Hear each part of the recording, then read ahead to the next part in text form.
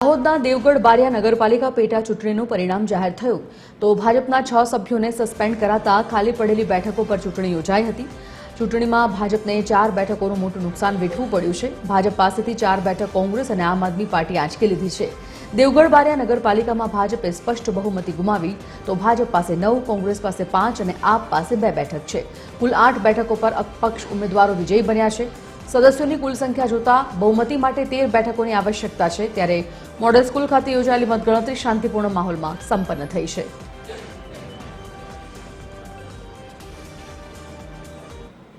બારિયા નગરપાલિકાની પેટા ચૂંટણી 2026 અન્વયે આજ રોજ મતગણતરી યોજવામાં આવી।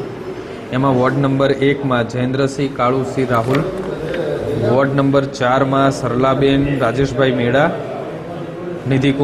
નિધિબેન અક્ષયકુમાર જૈન અને વોર્ડ નંબર 5માં લક્ષ્મીબેન હરિજન, સાહિલકુમાર મોહનિયા અને અક્ષયકુમાર સુથારને ચૂંટાયેલા જાહેર કરવામાં આવ્યા છે।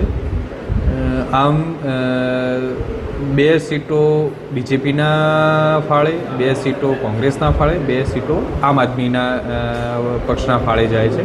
આ તમામ મતગણતરી ચુસ્ત બંદોબસ્ત હેઠળ શાંતિપૂર્ણ રીતે देवगढ़ बारिया मॉडल स्कूल खाते संपन्न करवामा आया। गुजरात सरकार के सामने एक घंटी चलाने वाला जीत गया है। दारू पैसा कुछ काम नहीं आया, एक काम करने वाला ही काम आया है, जिसने 20 साल से ये 5th टाइम पे मैं हूँ सर। मेरे हस्बैंड 4th टाइम से कॉरपोरेशन में है, पर सिर्फ उन्होंने काम किया है, कोई ज़ीरो करप्शन। ये मैं बिल्कुल शान से बोलती हूँ, ज़ीरो करप्शन। उन्होंने सिर्फ काम किया और वही काम आया है। आप काउंसिलर बन गए हो? बिल्कुल बिल्कुल, मेरा पूरा परिवार मेरे साथ है और मैं देवगढ़ बारिया के, मेरे हस्बैंड भी नगर सेवक थे और मैं भी नगर सेवक ही हूँ और काम बिल्कुल अच्छे से करूँगी। દેવગઢ બારિયા નગરપાલિકાની પેટા ચૂંટણીના પરિણામો જાહેર થઈ ગયા છે। ત્યારે આમ આદમી પાર્ટી, કોંગ્રેસ અને ભાજપને 2 બેઠકો મળી છે। ત્યારે આપણી સાથે વિજેતા ઉમેદવાર છે, તેમની સાથે વાત કરીશું। આ પરિણામો વિશે શું કહેશો તમે? આમાં પ્રજાનો ખૂબ જ સારો સહકાર છે। પ્રજા સામેના પક્ષોથી બહુ કંટાળી ગઈ છે। ખૂબ જ એના પર પ્રેશર પબ્લિક પર આપવામાં આવ્યું છે, પણ પબ્લિકે એક મત બનાવી લીધું હતું કે સારા માણસને આ વખતે અમે વોટ આપીશું।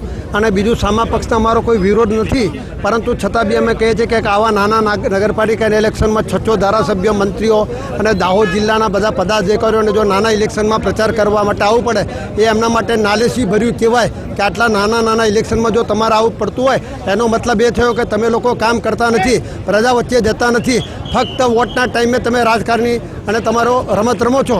પ્રજા હવે ખૂબ જ સમજી ગઈ છે, એટલે અમે પ્રજાને કીધું છે અમને મત આપો એવું નથી કીધું, પણ તમને યોગ્ય લાગે ઉમેદવારને મત આપજો, જેથી ગામનું સારું કામ થાય, લોકોનું પણ સારું કામ થાય। અને હજુ ફરીથી કહું છું કે જે લોકોને એમને દબાવવાનો પ્રયત્ન કર્યો છે એ એમના માટે ખૂબ નાલેસી ભર્યું કામ કહેવાય એવું હું માનું છું।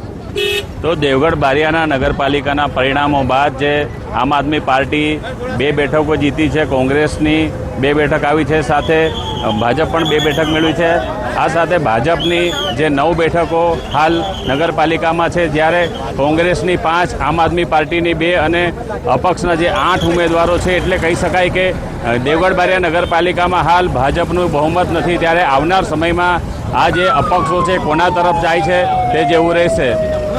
મયુર રાઠોડ, TV 13, દાહોદ।